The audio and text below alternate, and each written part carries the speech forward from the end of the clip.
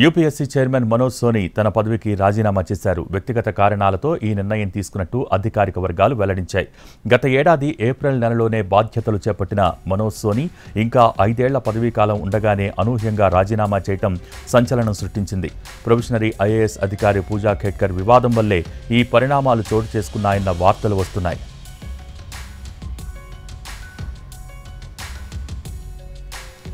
అయితే పూజా ఖేడ్కర్ వివాదంతో మనోజ్ సోని రాజీనామాకు ఎటువంటి సంబంధం లేదని అధికారిక వర్గాలు అంటున్నాయి.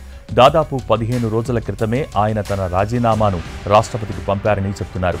2017లో యూపీఎస్సీ కమిషన్లో సభ్యుడిగా చేరి గత ఏడాది ఏప్రిల్లో చైర్మన్గా ప్రమాణ స్వీకారం చేశారు.